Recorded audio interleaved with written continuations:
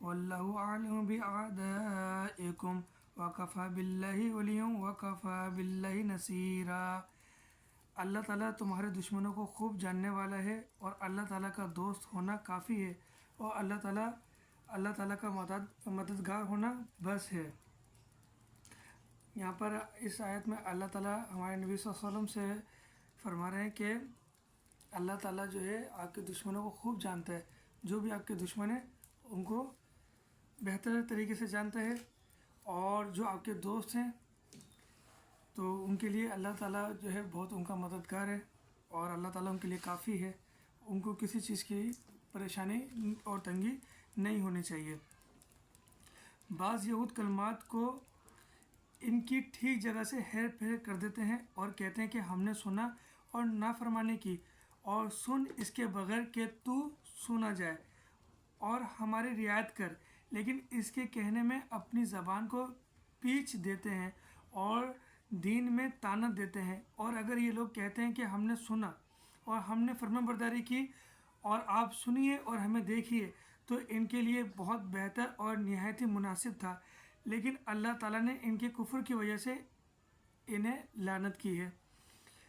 अल्लाह ताला इस आयत में हमें बता रहे हैं कि जिन यहूदियों ने ये कहा नबी सल्लल्लाहु अलैहि वसल्लम से आयतों को सुनकर, कुरान पाक को सुनकर कि हमने इन बातों को सुना, इन आयतों को सुना, लेकिन हमने सुनकर अब हमने क्या किया, इस पर हम नाफरमानी करेंगे और ज़बान को अपनी पीछ देते थे, यानी कि चबाते थे, गुस्सा करते थे और एक तरह से बद्दुआ करते थे कि जैसा आपने बोला है ऐसा ना हो कभी और आप ये बयान करना आपसे ये ख़त्म हो जाए, आपका ये तकरीर करना, आवाज़ करना ख़त्म हो जाए और जैसा आपने कहा है ऐसा ना हो।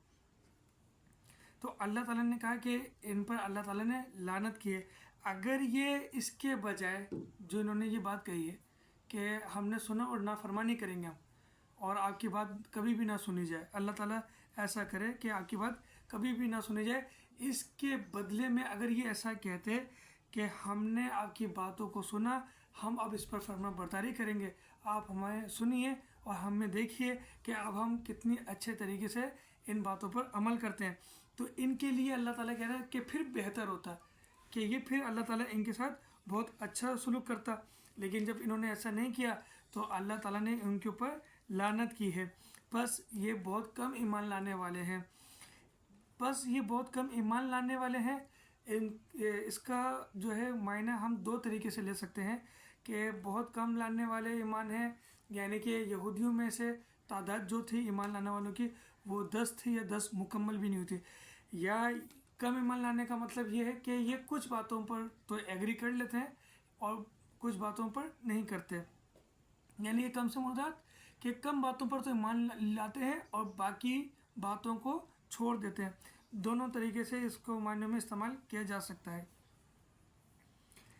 ए अहले किताब, जो कुछ हमने नाजिल फरमाया है, जो इसकी भी तस्दीक करने वाला है जो तुम्हारे पास है, इस पर ईमान लाओ इससे पहले कि हम चेहरा बिगाड़ दें और इन्हें लौटाकर पीठ की तरफ कर दें या इन पर लानत भेजें, जैसे हमने हफ्ते के दिन वालों पर लानत की और अल्लाह ताला का क्या गया।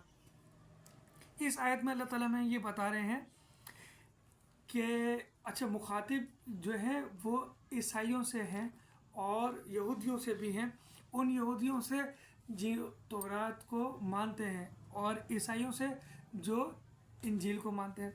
ए अहले किताब, हमने जो तुम्हें किताब दी है इन पर तो ईमान लाओ, जो ईमान जैसे तुम इस पर लेकर आए हो ऐसा तो ईमान लेकर आओ, और इसके साथ साथ इस किताब पर भी ईमान लेकर आओ जो मैं अपने महबूब की तरफ पेश कर रहा हूँ, इस किताब पर भी ईमान लेकर आओ इससे पहले कि हम तुम्हारा चेहरा बिगाड़ दें। या फिर अच्छा, अब यहाँ पर अल्लाह ताला ने इस आयत में 3 सज़ाओं के तरीका बताया है, क्या तो हम तुम्हारा चेहरा बिगाड़ दें या तुम्हारे मुंह को लौटाकर पीठ की तरफ कर दें, घुमा दें, और या फिर ऐसी लानत तुम पर भेजें जो हफ्ते के दिन वालों पर। हफ्ते के दिन वाले वो वाक़या आप लोगों को याद है कि जिन्होंने सब्त का कानून तोड़ा था, हफ्ते के दिन मछलियों को शिकार करने से मना किया गया था, लेकिन वो किस तरह से मकर करके जुम्मे के दिन वो जाल फेंकते थे, हफ्ते के दिन या रात को जाल फेंकते थे और सुबह वो जाल को निकाला करते थे। इसी तरह की कुछ मकर करके वो उस कानून को उन्होंने तोड़ा। तो अल्लाह ताला ने जो लानत भेजी, वो लानत भेजने का अंदाज़ क्या था कि अल्लाह ताला ने उनको बंदर बना दिया था। यही अल्लाह ताला ये कह रहा है कि फिर तुम पर वैसे ही सब्त वालों की तरह तुम पर लानत करे। और अल्लाह ताला का क्या गया, अल्लाह ताला का कुछ भी नहीं बिगड़ेगा। तुम जो अल्लाह ताला की नाफरमानी करते हो या जो अल्लाह ताला की आयतों को झुठलाते हो, इससे अल्लाह ताला का कुछ भी नहीं जाएगा। हाँ, और ये जो अल्लाह ताला ने सजाएं बताई हैं कि ऐसा अगर मैं कर दूं तो भी अल्लाह ताला का कुछ भी नहीं जाने वाला है। यकीनन अल्लाह ताला अपने साथ शरीक किए जाने को नहीं बख्शता और इसके सिवा जिसे चाहे बख्श देता है। जो अल्लाह ताला के साथ शरीक मुकर्रर करे, इसने बहुत बड़ा गुनाह और बहतान बांधा। शिर्क अल्लाह ताला हमें खुद बता रहे हैं कुरान पाक में कि अल्लाह ताला शिर्क को नहीं बख्शेगा। और जो गुनाह हैं अगर हम उसके हुजूर तौबा करें तो हमें माफ़ी मिल जाएगी। लेकिन ये शिर्क ऐसा गुनाह है कि अल्लाह ताला इसे तौबा के बग़ैर और ईमान लाए बग़ैर माफ़ी नहीं देगा। बहुत से ऐसे गुनाह जिसकी हम तौबा या इस्तिग़फ़ार नहीं करते हैं, लेकिन अल्लाह ताला गफ़ूर रहीम है, कुछ बैत नहीं कि वो हमारे गुनाह बिना तौबा के भी माफ़ कर दे। लेकिन ये शिर्क ऐसा गुनाह है कि जो ना तौबा से माफ़ होगा और ना जो है हमें इसका चांस, अगर हम मर भी जाएं तो इसका कोई चांस भी नहीं है कि इसकी हमें माफ़ी मिलेगी। अल्लाह ताला कह रहे हैं कि शिर्क ये ऐसा है कि जिसने अल्लाह ताला के ऊपर बहतान बांधा है, झूठ बांधा है। ये बहुत बड़ा गुनाह है, इसकी माफ़ी कहीं पर भी नहीं है।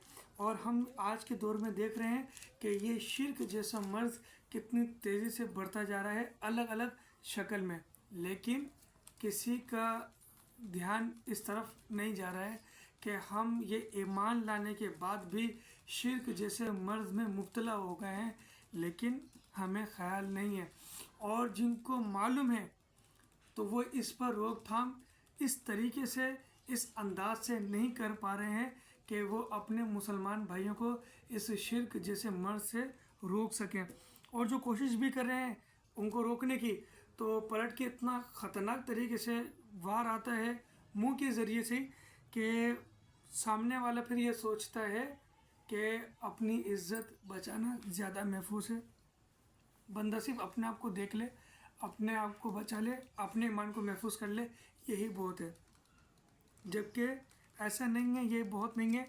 कुरान पाक इस बात की तालीम नहीं देता कि तुम सिर्फ अपने आप को देखो, अपने आप को बचा लो तो अल्लाह ताला तुमसे राज़ी हो जाएगा।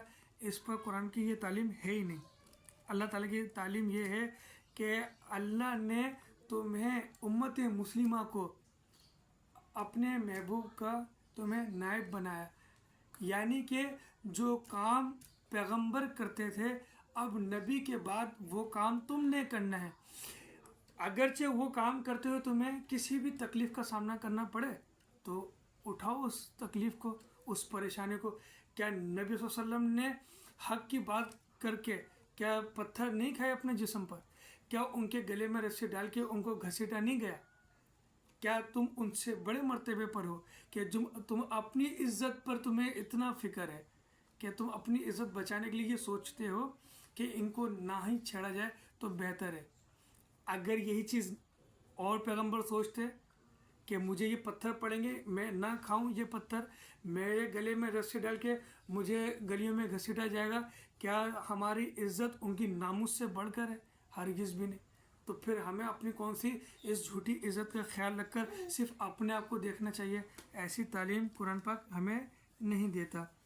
अल्लाह ताला से दुआ है कि अल्लाह ताला हमें हक़ के रास्ते पर चलने की तौफीक अता फरमाए। अलम तरा इलल्लज़ीना युज़क्कूना अनफुसहुम बलिल्लाहु युज़क्की मन यशाउ वला युज़लमूना फतीला।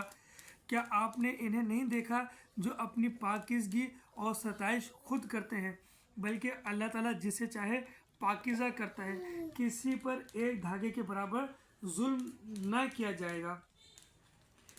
इस आयत से अल्लाह ताला हमें ये बता रहे हैं कि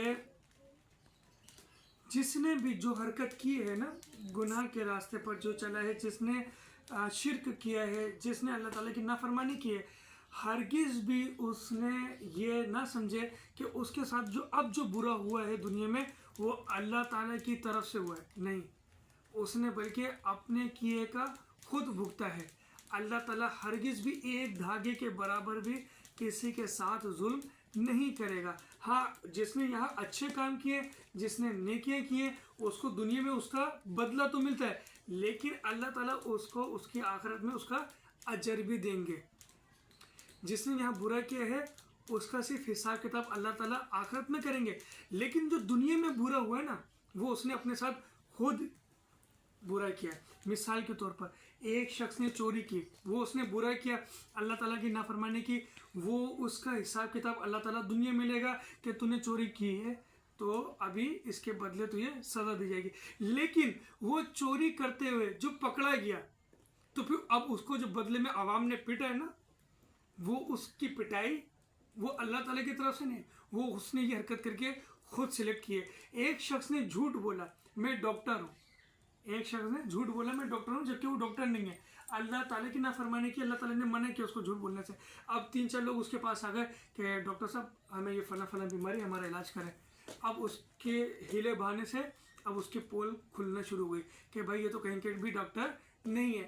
اب اس کا جو مذاق اڑایا جا رہا ہے پورے معاشرے میں، پوری برادری میں، پورے خاندان میں، تو یہ جو اب اس کی حصے میں جو ذلت آئی ہے، جو بے عزتی آئی ہے، یہ ہرگز بھی اللہ تعالیٰ کی طرف سے نہیں آئی، یہ ہرگز بھی اللہ تعالیٰ کی طرف سے نہیں آئی۔ یہ جو اس کے سامنے اس کی ذلت ہوئی، جو اس کو اپنی ذلت کا سامنا کرنا پڑا، یہ کیا کیا؟ اپنا خود کا بھگتنا پڑ رہا ہے۔ کیا ضرورت تھی یہ جھوٹ بولنے کی جب تم تھے ہی نہیں ڈاکٹر؟ اب تم نے جو یہ ڈاکٹر بولا، اپنے آپ کو جھوٹ بولا، تو یہ جو ذلت کا سامنا کرنا پڑ رہا ہے، یہ تم نے اس چیز کو خود اپنے حصے میں لکھا۔ تو اللہ تعالیٰ سے دعا ہے کہ اللہ تعالیٰ ہمیں اس جھوٹ جیسے لعنت سے ہمیں محفوظ فرمائے اور ہم سب کو سچ بولنے کی طاقت اور توفیق عطا فرمائے۔ وما علینا الا البلاغ المبین۔